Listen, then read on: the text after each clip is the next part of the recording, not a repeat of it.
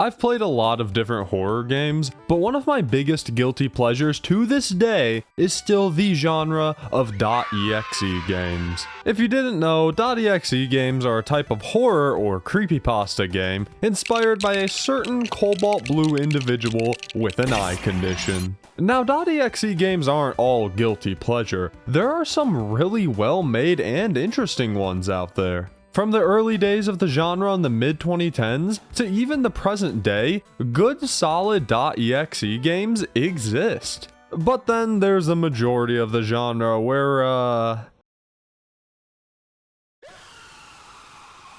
yeah, this isn't exactly good. I have such a soft spot for the old, cheesy, and bad .exe games. Something about the horrible gameplay, abundance of cheap blood and jump scares, or overall hilarious concept just leads some of these games into the so bad it's good territory. Listen, I wouldn't play regular show.exe in front of my family. I gotta save something like that for the fellas. But once in a blue moon, an EXE game reaches a whole new tier of existence. Not just bad, no, not even bad, but games that are so baffling in their existence that they just stick in your mind forever. Sure, people who have played some boring Sonic horror games might go, "Oh, I've really seen it all at this point." Until you've personally witnessed Windows 9.exe, no you haven't. Some people new to the world of .exe games might not realize just how many really weird ones there were. Ones I remember off the top of my head were those Ben.exe games with the strange death quizzes, the amazing series that is Google.exe, and who could forget Rouge.exe, the game that was half Sonic X clips and half fake Jigsaw virus. But one of those mind-boggling, cheesy, downright hilarious games that stuck in my mind was a game titled Beyond Human.exe by George the Hamster. Now, Beyond Human wasn't just a random EXE game I had to dig to find, it was actually quite popular back in the day, being covered by multiple YouTubers. This game is like if you combined every 2010s EXE game together, cranked it up to 12, waterboarded it, and then digitally projected it into the brain of a coma patient. And the beginning of the game doesn't indicate this at all. Enough of the overhyping though. Let's consume the 5-star gourmet meal that is Beyond Human.exe. Booting up the game, you're met with just the most incredible title screen. The Paper Mario sprite clashing with the Luigi sprite from Super Mario World, the drop shadow that was cut off at the top, the random gray line under the brothers. Unless of course this line is actually a character itself. Now that I think about it, those EXE games I've seen over the years make a lot more sense now. The game puts you in outer space playing as Mario, and my god, is this game beautiful. The walls and floors are just random floating blocks, you stick to the walls, and whenever you turn, Mario teleports like a whole foot. And that's not to mention the random ass spring at the start of the level, that not only doesn't work, but is the only spring in this entire level. I love these old Game Maker games that are just broken. It really reminds me of being a kid and just playing random Mario fan games I found online. I'd like to clarify, I'm not just pointing and laughing at the creator of this game or anything. Despite the quality of this game, I find it infatuating. It's just such a quagmire of a game. The word, not the guy. And not only that, this game was made over a decade ago. This game was obviously made by either a child or someone who was new to game creation. I guarantee the creator has gone on to improve and create more. We can analyze and goof about this bizarre game without cutting anyone down. Anyways, why does Tails jump scare me when I fall on the spikes? He must have jumped out at me because he wanted some delicious gamer sups. Someone should have told that guy that he could use code TOADBUP for 10% off of his entire order. That's sure to please him. Okay, Jesus, you could have just said no. Back to the game, after your journey through many obstacles and difficulties, like a singular spike pit and a giant floating circle you can't reach, you come across a message reading, "He's after me." Or maybe that's a bee? Bees after me? I sure hope not. After this, you come across an undulating Sonic who, when touched, makes a text box appear. You shouldn't have come here. Made with Game Maker Studio. Now, instead of your regular bricks, you've got these flashing cobblestone bricks of doom. Is this a manifestation of Mario's descent into the devil's domain? Is it a metaphor for how the once cheery world around us is slowly corrupting, leaving even the most hopeful of us stuck in desolate, degenerate, glowing chaos? I think they just thought it'd look scary. Speaking of scary, you do not want to die at this point, because if you do, it's all the way back to the beginning. It's not that hard to get caught back up, but there's nothing scarier than a very minor inconvenience. That and flashing cobblestone, of course. You find Sonic again, which gets you sent even deeper into this strange demon dimension. The next area is more of a red and black flavored level, but the floor this time glows underneath you. I actually kinda like that. It's a lot cooler and stylistic than the pure glowing blocks, at least. This game still holds some surprises though, as you come across Luigi, who's just chilling here, I guess. The dialogue between Mario and Luigi reveals that the dreaded Sonic EXE is behind all of this. This dialogue is so fucking funny. It's first revealed that Mario and Luigi heard about Sonic.exe on the Mushroom Morning News, which, like, okay. And then Luigi just casually reveals it's Zalgo behind all of this instead?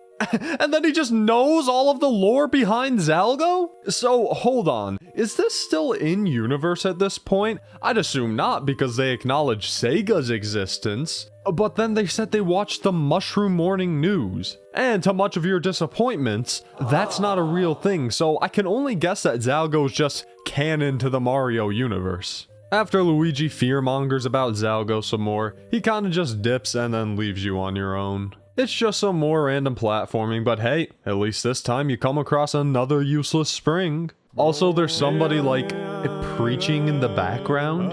I had to double check with the credits, but it turns out that this is a song by the band Silencer called The Slow Kill in the Cold. It's not too bad of a song. I wonder what the band's like. Oh. Ooh, okay, that's rough. Sonic EXE may be a villain, but he's not a monster. The stage eventually comes to an end as Mario free falls onto these strange black and white pictures, which I honestly have no clue what they are, and that bugs me, so I'm censoring them. You come across Luigi in what is the most memorable part of this entire game. I'm gonna give a flashing lights warning for this part, like a really big flashing lights warning, because after Luigi tells you he needs to confess something, this happens.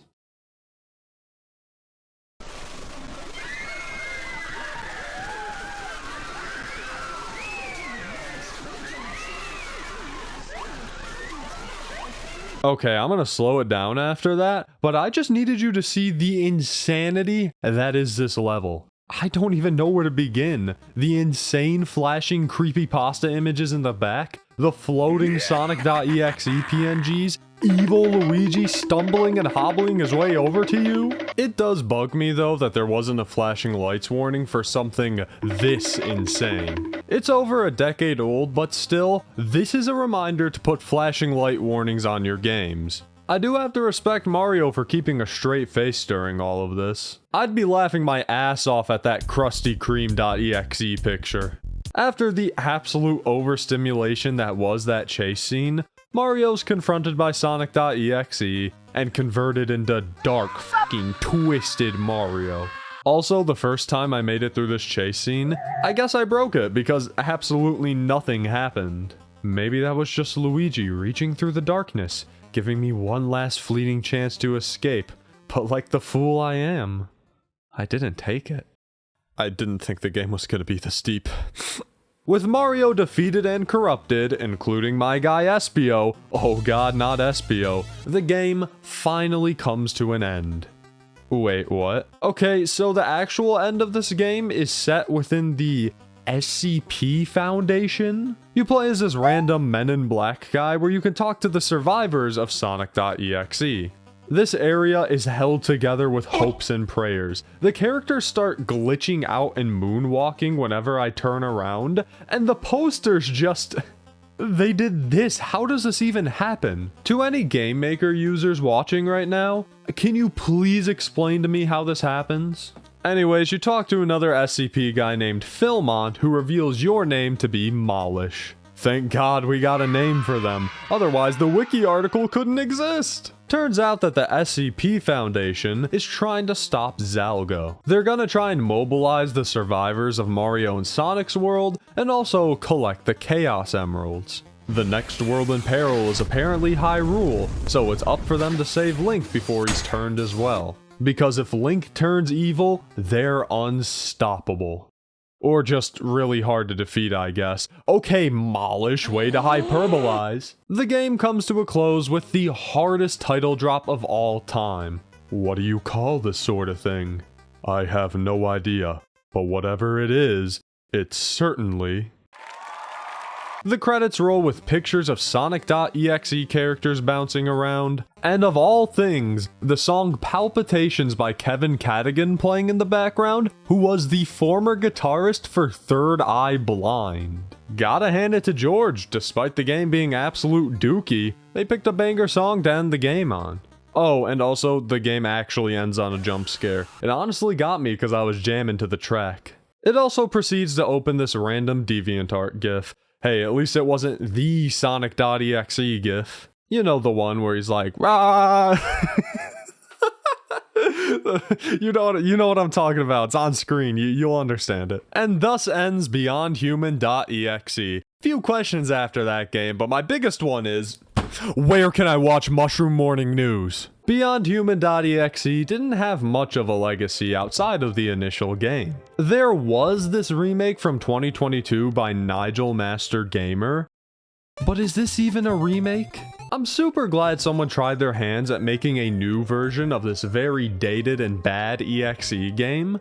But did they really try their hands? Why is Luigi replaced with a real-ass person? And why did they remove Molish? Did they even read the Wikipedia article? Overall, Beyond Human.exe is a very bad game. It's got every single EXE trope you can imagine amped up to the max. Jump scares, random creepy images, flashing lights, blood, absolutely no real gameplay. But I could still commend the game for trying something new. The ideas are there. It's clear that the creator had a big crossover story in mind for this game, and maybe even sequels. It's at least not your average evil character kills 3 other characters romp that you'd see all the time in 2014, but that's all I could really give this game. But when it comes to unforgettable experiences, Beyond Human doesn't just take the cake, it gives it a seizure. Like I said at the beginning of the video, some of these .exe games are just so poorly made, so mind-boggling,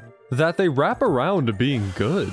I'm hoping George, wherever they may be now since they're no longer active, can look back on this game and have a laugh like I did. Appreciate the insanity they created so long ago, and appreciate that there's still some value in playing this game, even if it's because of how puzzling it is. That's the beauty of old .exe games. Even the worst of the worst can be looked back on in a kind of positive light.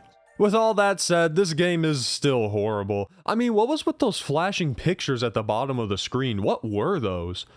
Wait a second. Enhance that image? Dear God, the gray line was here all along. I knew it was on the title screen for a reason.